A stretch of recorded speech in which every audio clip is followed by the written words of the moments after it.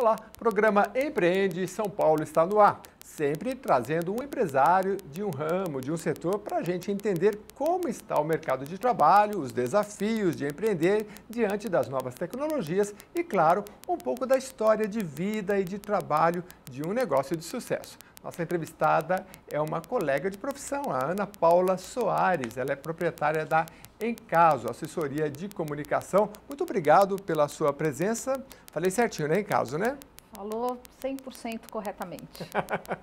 Então, a gente até falava um pouquinho antes sobre o nome, que eu quero que você relate depois, Tá. Mas eu acho que é importante a gente falar para o empreendedor, Ana Paula, mas também para as pessoas que não sabem o que é uma assessoria de imprensa, que tem gente que confunde com a área do marketing, enfim, né? Sim. Muito obrigada pelo convite, Jeremias, é um prazer estar aqui com você.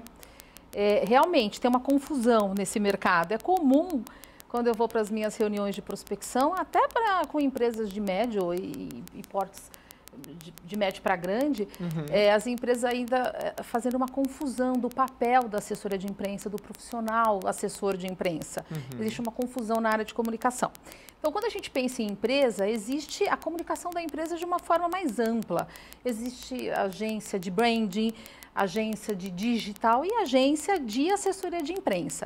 Então, o profissional de assessoria de imprensa é um profissional que trabalha com resultados em mídia espontânea. Não é o profissional de publicidade, não é o publicitário, não é o profissional da agência de eventos que faz as convenções.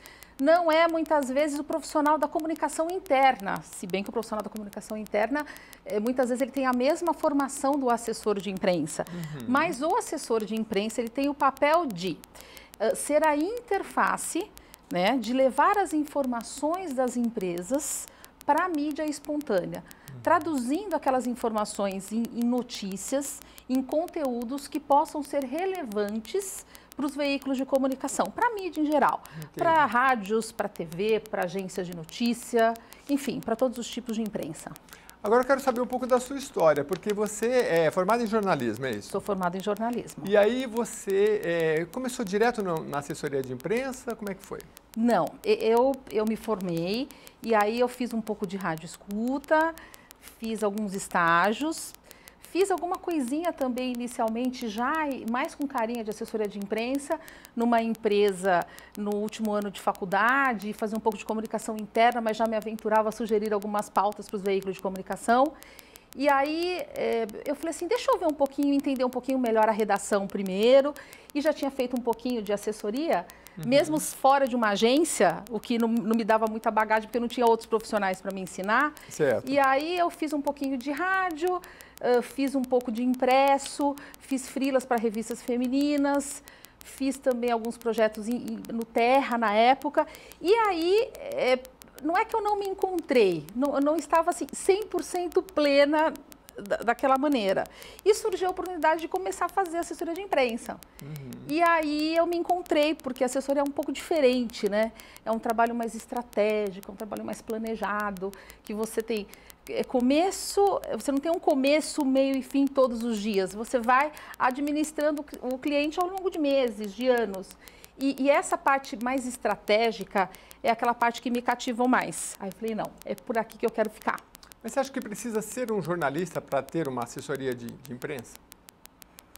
O ideal é que seja um profissional de comunicação, porque assim, parece que todo mundo sabe se comunicar, né? Mas não é bem assim. Quando você assume a responsabilidade de representar a comunicação de uma empresa, né? Uma empresa que move economia, uma empresa que gera empregos, uma empresa que tem uma marca, né? Que tem seu ativo. Não é qualquer pessoa que tem a habilidade da comunicação para poder levar aquilo da maneira mais ética, mais correta, mais elaborada para os veículos de comunicação. Tudo isso não cai do céu, isso é aprendido, são técnicas. É um aprendizado constante, né? Constantes. Você sabe que aí, eu também, em alguns anos de comunicação, às vezes a gente, sempre que vai entrevistar as pessoas, às vezes vê a pessoa, na televisão, por exemplo, a pessoa fala 5 minutos, 10 minutos, né?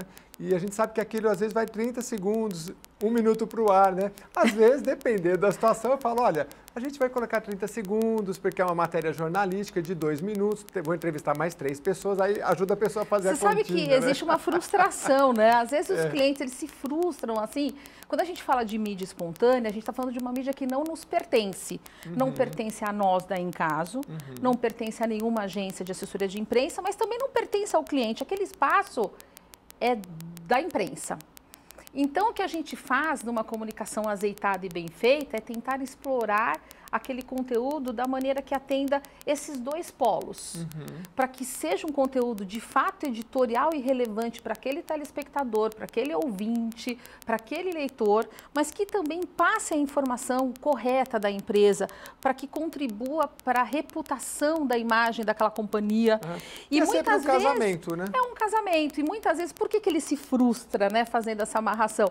Porque muitas vezes, muitas vezes não, 100% das vezes, cada veículo tem as suas particularidades. Se você vai para um hard news de televisão, as matérias são mais curtas, são mais rápidas, é a dinâmica do veículo. Então ele vai lá e fala muito, porque o repórter precisa entender o cenário, precisa entender o muito, para ser conciso e trazer o principal para fazer a composição daquele resultado final. E ele imagina que ele vai falar muito e que aquele muito vai sair, mas não é esse o objetivo. O objetivo é que a matéria fique redonda e muitas vezes não é tudo o que é dito que é aproveitado, mas o que é mais importante é a gente ter feito esse estreitamento de relacionamento. A gente sempre fica como a gente quer, porque televisão, por exemplo, é um trabalho de muitas mãos, né? Às vezes você vê uma reportagem pronta, mas assim, você vê o repórter aparecendo, né? Mas ali passou um pauteiro, um produtor, um câmera, um editor que cortou as coisas. Mas são ossos do ofício, né? Aí você vê no ar, você fala assim, foi parte do que eu fiz. Mas a gente, com o tempo, a gente fica desapegado, entender que aquilo é um trabalho conjunto, né? Não é um trabalho de uma pessoa. E o bom assessor de imprensa, uma boa assessoria de imprensa segura do que faz, também tem que falar para o cliente a verdade. Como o trabalho funciona, o que é uma assessoria de imprensa, até onde a gente consegue ir. A gente não consegue ir até onde o cliente imagina que ele tenha potencial de ir, porque existem várias etapas ao longo do caminho, né?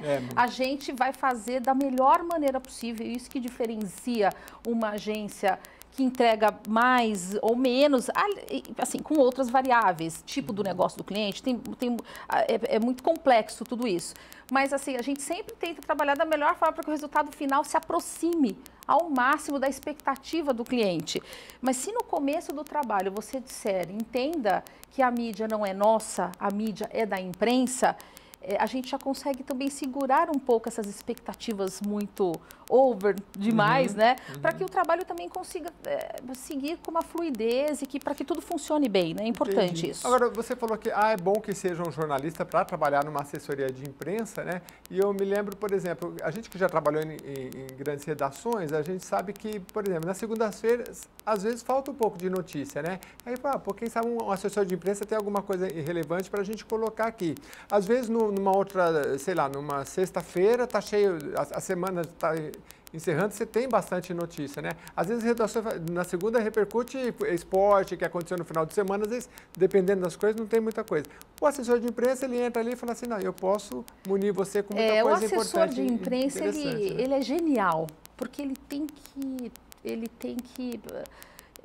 que somar ali as suas habilidades, muitas características, muitas. Tem que encaixar o que a empresa quer e o que ele precisa ser bom de texto, ele precisa ter a pegada da notícia, porque muitas vezes um texto muito institucional ou um texto que funcionaria muito bem para um jornal interno não é o mesmo texto que tem o viés ou o recorte de notícia para o produtor.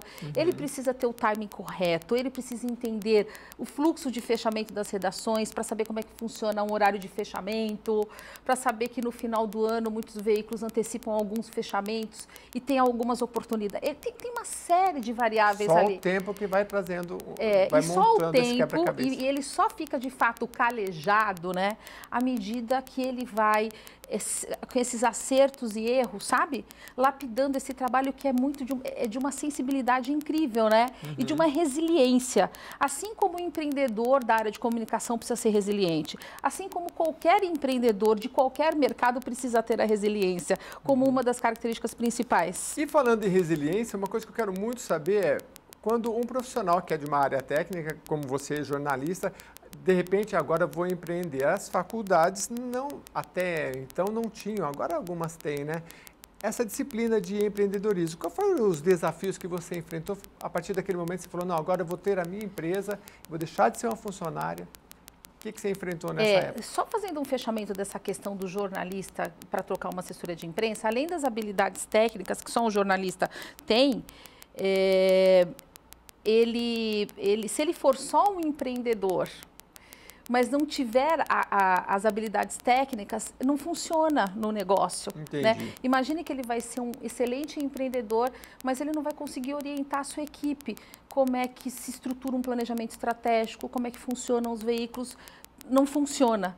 Né? Então, precisa tomar muito cuidado com isso. A gente precisa ter habilidade técnica e o perfil de empreendedorismo para que essa combinação funcione. Porque nem sempre você consegue começar grande, muitas vezes você começa você.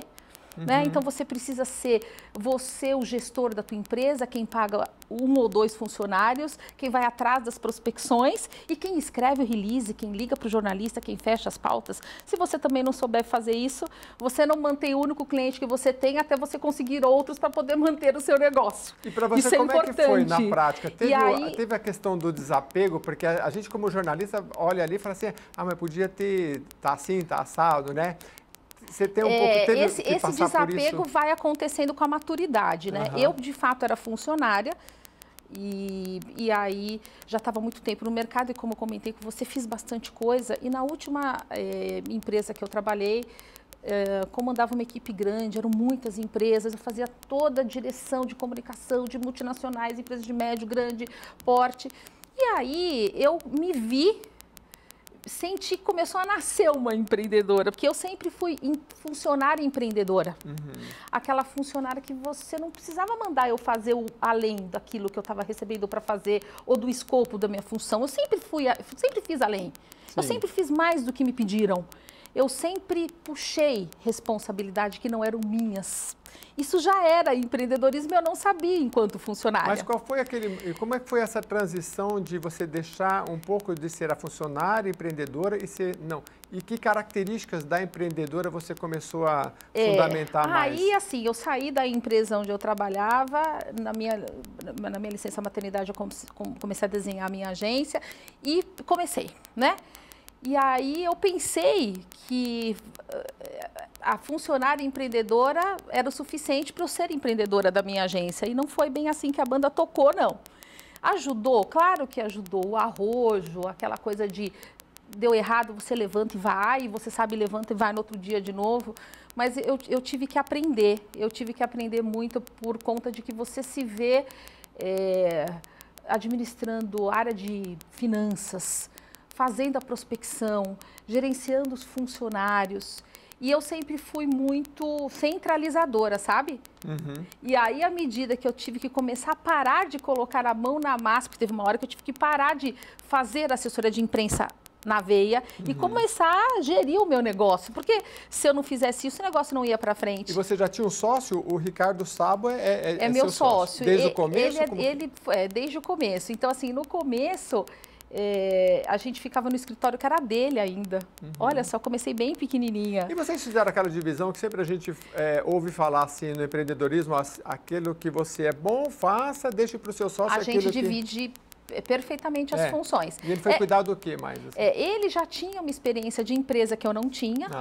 Ele tinha acabado de vender uma empresa, a empresa dele para uma multinacional. Então ele estava na fase de finalização ali dos contratos e ainda estava com o espaço físico dele. E eu fiquei lá nesse tempo, no meu espacinho, contratei só uma jornalista para trabalhar comigo e comecei a tocar e criei em casa o CNPJ, essas coisas todas, né? E aí, aos poucos, a empresa dele foi saindo fisicamente de lá e ficou fisicamente em casa no primeiro endereço, que era um escritório menor. E desde o começo que a gente dividiu as funções, porque ele não é jornalista, ele é um administrador, ele é engenheiro por formação, mas já era empreendedor há mais tempo que eu. Então ele me trouxe um olhar, uma visão de negócios. Os números para ele? Porque engenheiro gosta de números, os números são dele até hoje. Ele se acerta com os números, eu me acerto com a redação, eu me acerto com os veículos, eu me acerto com a comunicação da equipe. Então, assim, é claro que a gente troca muito. Eu aprendi também esse olhar mais prático da gestão com ele e isso só soma. Isso não tira nada de mim. Da mesma forma que eu ensinei, até pela vivência, pela rotina e pelo cotidiano da nossa assessoria de imprensa, ele já tem um olhar técnico, ele já sabe entender pauta, ele já consegue dar dicas, mas isso são pitacos, né? Que a gente dá lá um na área do outro sem muito comprometimento, mas que acaba enriquecendo e ambos crescem como empreendedores. Mas olhando friamente para o nosso dia a dia, nós temos uma divisão muito clara das funções de cada um e o que eu decido em relação à redação, eu decido, escuto a opinião dele e decido, e o que ele decide em relação à gestão do negócio e das finanças, a última palavra é dele. Ou aceitamos os dois, ou a última palavra é dele. O que você diz para um profissional da área, um jornalista que está pensando hoje em migrar para essa área e começar a construir a sua própria assessoria? O mercado é um mercado muito cheio, né? É um mercado muito concorrido, né? Há 5 anos, o mercado de comunicação tem mudado muito, né? A entrada das plataformas digitais, essa comunicação mais sem barreiras, né? Tudo isso mudou muito o mercado. As empresas de comunicação, os grupos de comunicação do Brasil, a gente tem hoje aproximadamente 50, 60 veículos concentrados em alguns grupos aí de mídia. Eles estão aí e eles ditam muito o mercado, mas o que eu vejo? Apesar de todas essas mudanças do mercado de comunicação, das plataformas e tudo mais, o mercado caiu um pouquinho, teve muita gente demitida dessas redações, deu uma bagunçada geral, mas as coisas já começaram a se reorganizar, né? Então a gente vê hoje esses grandes grupos de comunicação retomando as suas receitas, faturando bem, porque também souberam se reinventar, souberam levar os conteúdos para as plataformas digitais, souberam lançar os podcasts que agora estão em alta. Então está todo mundo se recuperando. Isso é bom, fortalece o mercado de comunicação. As perspectivas também econômica do Brasil também daqui pra ajudam, frente, né? Já estão anunciando sem melhores dúvida. tempos, O que aconteceu, né? Com essa crise do mercado de comunicação, que também foi uma crise econômica, muitos jornalistas perderam seus empregos, foram para o mercado, muitos não conseguiram voltar para a redação e começaram a abrir as assessorias de imprensa. O mercado ficou muito lotado também, né? Muito carregado. O que acontece? Hoje o mercado está grande ainda, muito grande. Hoje eu imagino que a gente tenha aproximadamente 1.500 agências no Brasil, todas. Você acha que pode ser, há espaço para uma certa pulverização? Porque eu digo no seguinte sentido, eu faço academia num local e uma amiga falou assim, eu precisava anunciar num jornalzinho aqui do bairro, você conhece? Eu falei, não sei.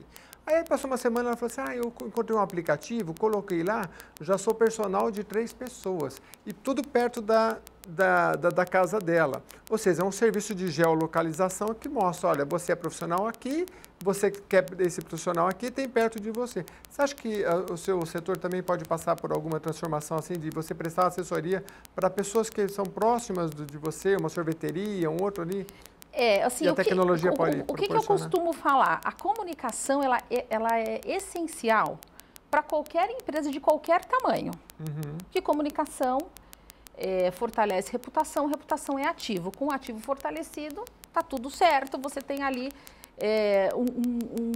mesmo que você passe por uma crise, quando a tua marca é forte, quando ela tem uma boa reputação, você consegue vencer crise, retomar o negócio. Então, comunicação funciona.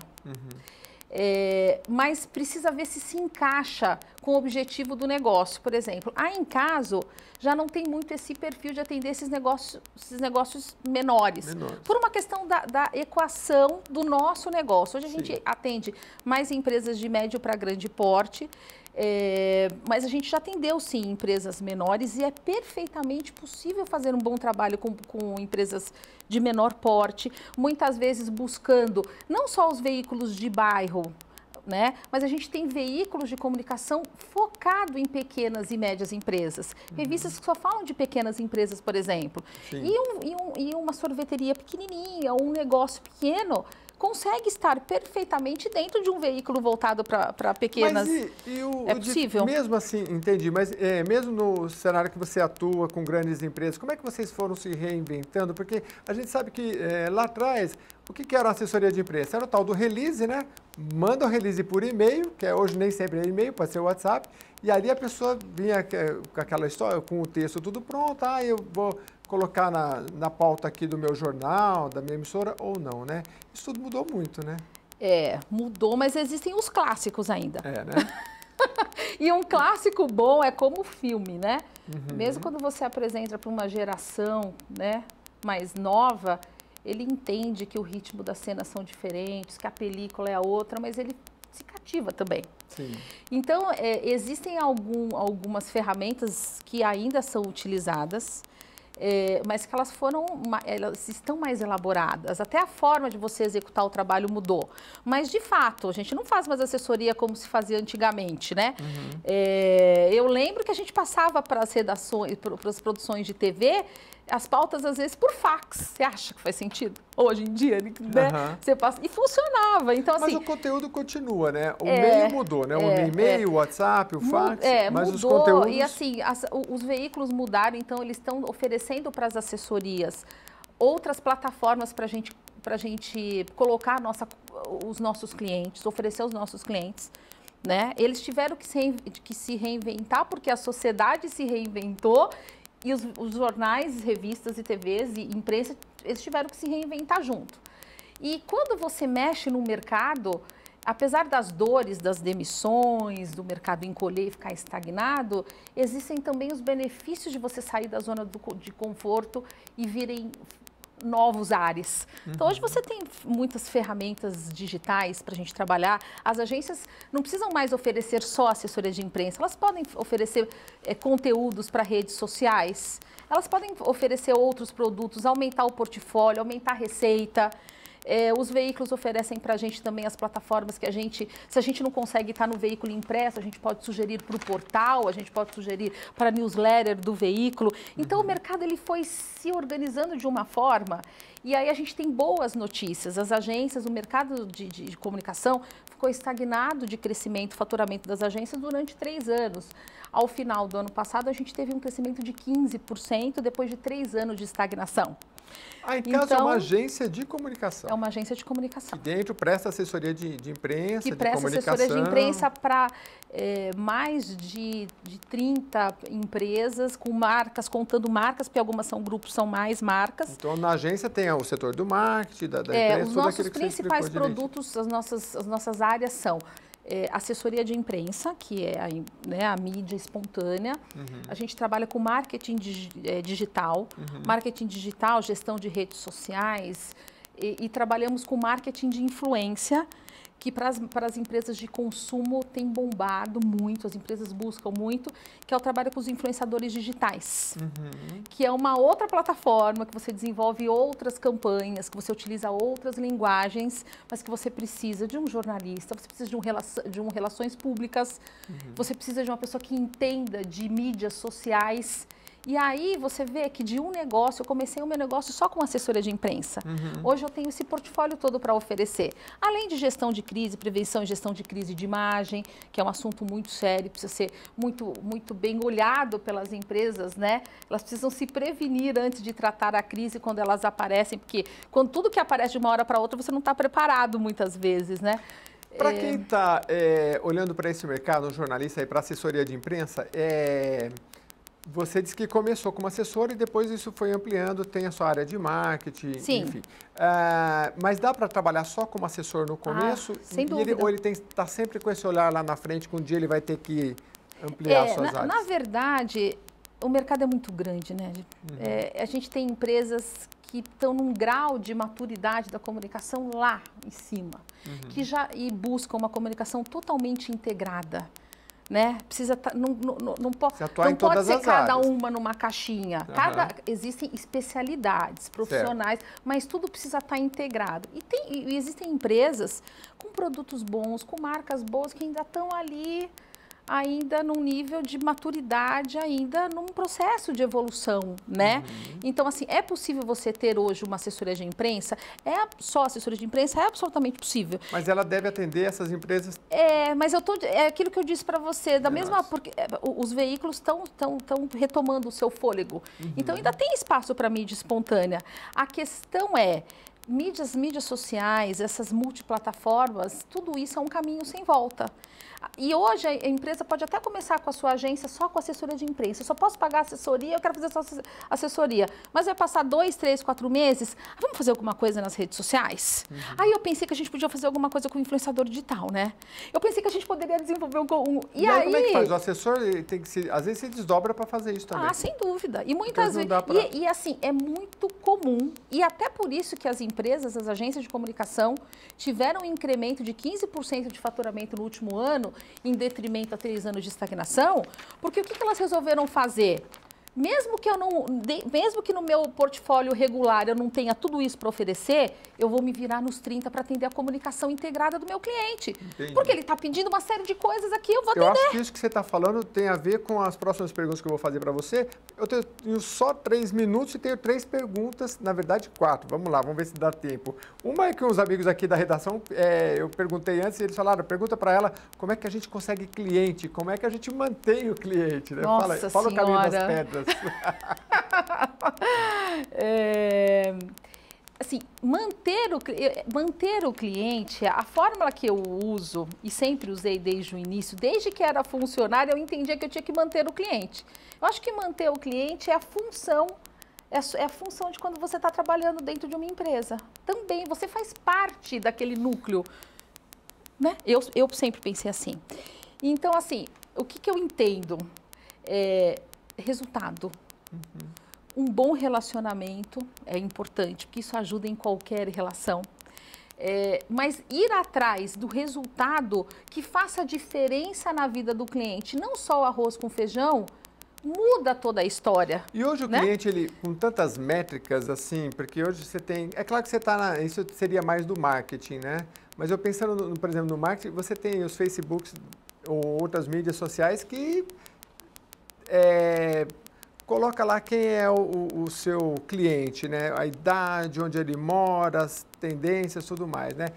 Isso é mais cobrado com essa tecnologia ou isso é mais para a área digital? Assim, o cliente fala assim, mas eu quero atingir a mulher de 30 anos que gosta de tal roupa.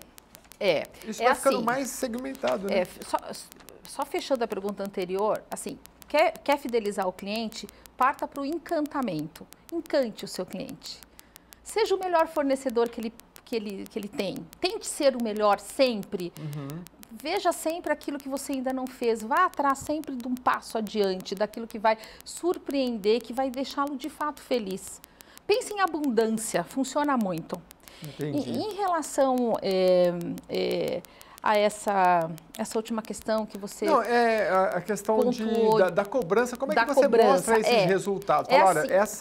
Hoje nas mídias sociais você consegue identificar melhor onde estão os seus públicos. Isso não é fácil de fazer, é um trabalho bem elaborado da equipe de marketing digital.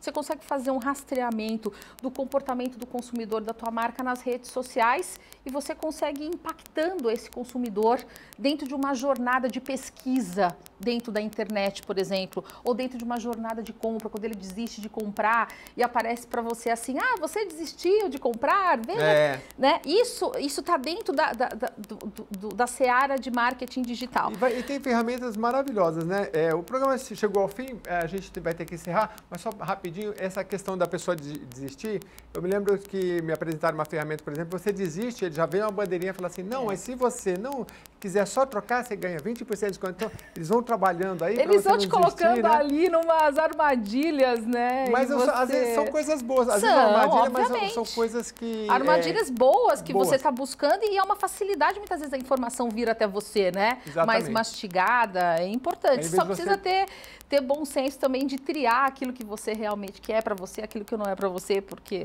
as armadilhas podem ser boas, mas às vezes colocam a gente também no mar frio, se a gente não tiver ali muito Por isso que precisa de um profissional consciente da assessoria de imprensa e de comunicação para mostrar esse caminho para a gente poder acertar o alvo direitinho e atender. O objetivo final é sempre atender bem o cliente. Sempre fortalecer as empresas. O programa chegou ao fim, eu agradeço bastante a Ana Paula, que é da Encaso, agora está se internacionalizando, mas você entra lá no site, procura saber, não deu tempo de falar, mas nos próximos programas a gente vai falar sobre isso também. Muito obrigado mais uma vez pela sua presença, pelas suas dicas valiosas. Muito obrigada. E a você que nos acompanhou até agora, mande sempre as suas questões, as suas perguntas, que a gente vai repercutindo aqui na nossa programação. Até a próxima edição. Muito bem, muito bem.